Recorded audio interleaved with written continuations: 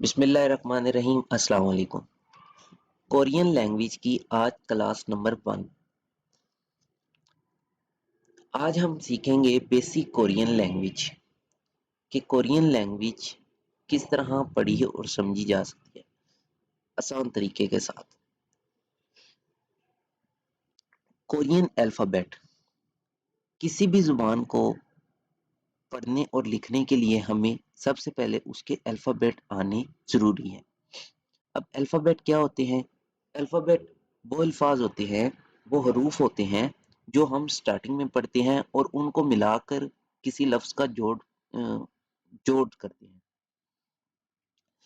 जिस तरह के अल्फ़ाबेट्स को हरूफ तहज्जी भी कहा जाता है। जिस तरह हम उर्दू में हम हमारे अल्फ़ाबेट्स की तादाद होती है। जिस तरह हम स्टार्टिंग में उर्दू जब स्टार्ट करते हैं तो उर्दू में हमारे अल्फ़ाबेट की तादाद होती है 36। और इसी तरह 36 या 39, ठीक है। इंग्लिश में हमारे अल्फ़ाबेट होते हैं 26, ठीक है। इसी तरह कोरियन ज़ुबान के अल्फ़ाबेट्स की तादाद हमारे पास होती है 40, ठीक है। कोरियन ज़ुबान में अल्फ़ाबेट की तादाद होती है टोटल 40। अब कोरियन अल्फ़ाबेट को कोरियन क्या कहते हैं? कोरियन कहते हैं हंगुल, हनगुल, ठीक है। कोरियन ज़ुबान में कोरियन अल्फ़ाबेट्स को हंगल कहा जाता है। अब टोटल हैं अल्फ़ाबेट्स 40, ठीक है। अब इन 40 के अंदर 40 को 2 चीज़ों पे डिवाइड कर दिया जाता है। वो 2 चीज़ें कौन-सी है?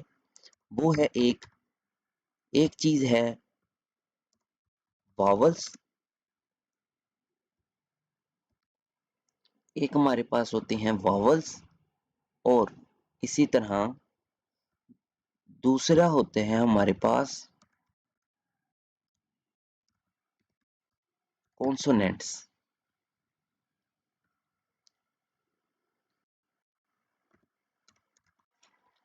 ठीक है। दूसरे हमारे पास होते हैं कॉन्सोनेंट।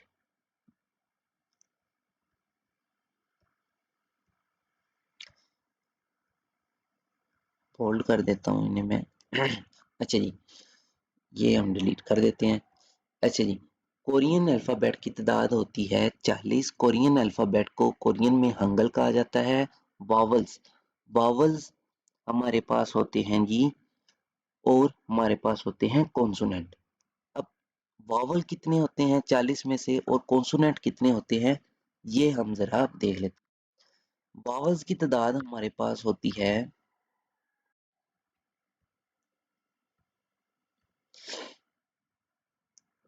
21, यानी कि 21। 21 वावल हमारे पास होते हैं कोरियन जुबान में। इसी तरह कॉन्सोनेंट हमारे पास होते हैं 19। 19 और 21 को अगर जमा करें हम तो ये टोटल बन जाते हैं 40। 40 अल्फाबेट हमारे पास पूरे हो गए। अब एक कॉन्सोनेंट और एक वावल से मिलकर कोरियन जुबान का छोटे से छोटा और बड़े से बड़ा लफ्ज बनता है। ये भी बात क्लियर होगी। अब वावल्स के अंदर हमारे पास कुछ बेसिक वावल होते हैं और कुछ होते हैं डबल वावल। अब ये देख लेते हैं हम बेसिक कितने होते हैं और डबल कितने होते हैं। इसी तरह कॉन्सोनेंट के अंदर भी हमारे पास यही सिचुएशन होगी। अब हमारे पास बेसिक वावल होते हैं 10 बेसिक वावल होते हैं वावल्स के अंदर, 21 वावल्स के अंदर, ठीक है। ये 21 वावल्स की मैं बात कर रहा हूँ। 21 वावल के अंदर हमारे पास होते हैं 10 बेसिक वावल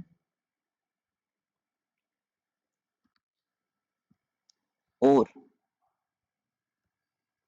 11 वावल्स होते हैं हमारे पास डबल वावल।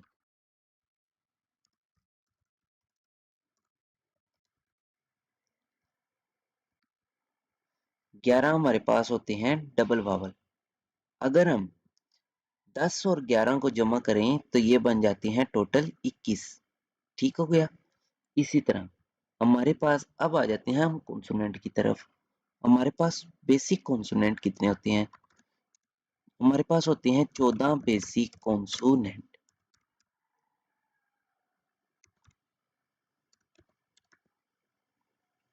अच्छा, ये जो कॉन्सोनेंट है ना, कुछ जगहों पर कुछ, यानी कि आप जब किसी कुछ एकेडमीज में समझ लें, ठीक है, आपको पढ़ाए जाते हैं, कहा जाता है कि 9 बेसिक कॉन्सोनेंट हैं और 5 पफ वाले कॉन्सोनेंट हैं, यानी कि एफरिड कॉन्सोनेंट उन्हें कहा जाता है, ठीक है। लेकिन आपकी आसानी के लिए इन्हें हमने इकट्ठा कर दिया है और इस तरह इजी हो जाता है कि 14 कॉन्सोनेंट है। लेकिन आप पहले कॉन्सोनेंट 9 जो कॉन्सोनेंट है, अगर उनकी साउंड याद कर लें तो आगे वाले भी जो कॉन्सोनेंट हैं 10 कॉन्सोनेंट, उनकी भी साउंड आसानी से आपको याद हो जाती है, क्योंकि उनकी भी साउंड सेम ही होती है। थोड़ा सा बिल्कुल डिफरेंट होता है, ठीक है। 14 बेसिक कॉन्सोनेंट होते हैं और 5 हमारे पास होते हैं डबल कॉन्सोनेंट।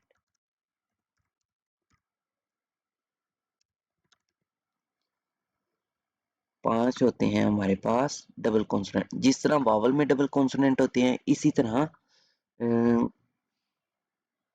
जिस तरह सॉरी वावल्स में डबल वावल्स होते हैं, इसी तरह कॉन्सोनेंट में भी डबल कॉन्सोनेंट होते हैं। अब यहाँ तक उम्मीद है आपको क्लियर हो गया होगा। लेकिन अब एक चीज और मैं बता देता हूँ। ये जो आपके पास बेसिक वावल होती है ना, बेसिक 10 वावल, इनके अंदर 5 होते हैं स्टैंडिंग वावल और 5 होते हैं अंडर नेंथ वावल, ठीक है। 5 होते हैं हमारे पास स्टैंडिंग वावल और 5 होते हैं हमारे पास अंडर नेंथ वावल, यानी कि लेटे वावल। अब स्टैंडिंग वावल को हम कहते हैं खड़े वावल, ठीक है। और हम जो ये दूसरे होते हैं, इन्हें हम कहते हैं अंडर नेंथ को लेटे हुए वावल।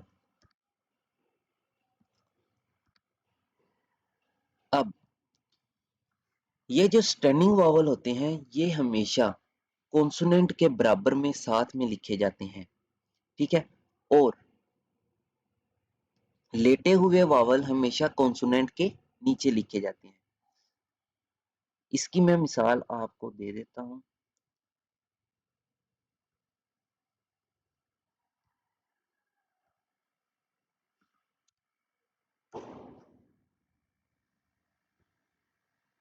जिस तरह के मेरे पास ये एक कॉन्सोनेंट है और ये एक खड़ा वावल है, इसको इस तरह साथ में लिखा जाता है।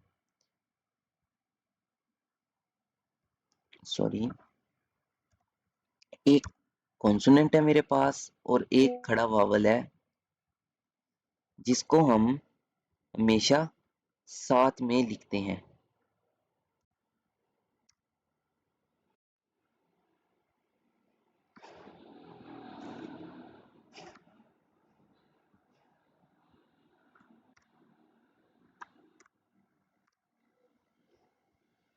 ठीक है, ये स्टैंडिंग वावल को लिखने का रूल होता है। ये एक पहला मेरे पास कॉन्सोनेंट है, क्योंकि कोरियन जुबान कॉन्सोनेंट से ही स्टार्ट होती है। और इसके साथ हमारे पास एक वावल है खड़ा वावल। इनकी साउंड हम आगे पढ़ेंगे, ठीक है। वैसे इसकी अब एग्जांपल देख लेते हैं स्टैंडिंग वावल और अंडरनेथ यानी कि लेटे हुए वावल की। इस इनको लिखना कैसे होता है, ठीक है। अब एक कॉन्सोनेंट है हमारे पास और एक हमारे पास है वावल, खड़ा वावल। ये हमेशा इस तरह बराबर में साथ में लिखे जाते हैं। जो लेटे वावल होते हैं वो किस तरह लिखे जाते हैं? हमारे पास वही सेम कॉन्सोनेंट है और हमारे पास एक आ जाता है लेटा वावल। अब ये लेटा वावल है। लेटे वावल को हम हमेशा इस तरह लिखते हैं, यानी कि कॉन्सोनेंट के नीचे, ठीक है। ये हमेशा लेटे वावल हमेशा कॉन्सोनेंट के नीचे लिखे जाते हैं और खड़े वावल हमेशा जो होते हैं वो कॉन्सोनेंट के बिल्कुल साथ में लिखे जाते हैं। अब यहाँ पर मैं आपको बता देता हूँ लेटे वावल कौन से होते हैं और खड़े वावल कौन से होते हैं। यहाँ पे मैं पुट कर देता हूँ लेटे वावल और खड़े वावल।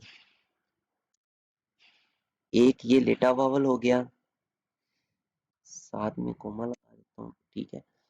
एक ये लेटा वावल है, ये खड़ा वावल है। एक दूसरा वावल होता है हमारे पास ये वाला खड़ा वावल। तीसरा हमारे पास होता है ये वाला खड़ा वावल। चौथा होता है हमारे पास ये वाला खड़ा वावल और पांचवा होता है हमारे पास ये वाला खड़ा वावल। ठीक हो गया।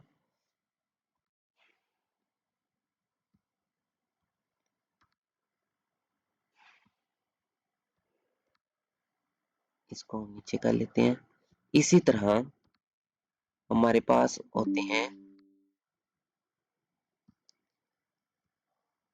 लेटे वावल। हमारे पास कौन से होते हैं? अब लेटे वावल हम देख लेते हैं।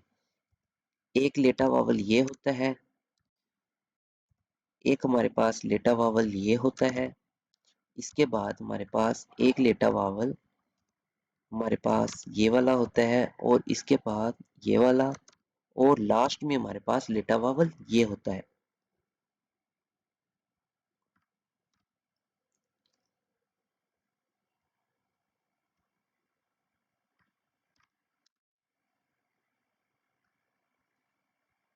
ठीक है जी। ये होते हैं हमारे पास 5 खड़े वावल और ये हमारे पास होते हैं 5 लेटे वावल। खड़े वावल्स को हमेशा कॉन्सोनेंट के साथ लिखा जाता है और लेटे वावल को हमेशा कॉन्सोनेंट के नीचे लिखा जाता है। ये इसकी मिसाल। अब उम्मीद है कि ये पहली क्लास आपको बिल्कुल समझ आ गई होगी। इंशाल्लाह नेक्स्ट क्लास में आपको इनकी साउंड के बारे में बताऊंगा कि इनकी साउंड किस तरह लेनी होती है। वीडियो अच्छी लगी हो तो वीडियो को लाइक और चैनल को सब्सक्राइब ज़रूर कर दें और अपने दोस्तों के साथ ज़रूर शेयर करें। अल्लाह हाफिज़।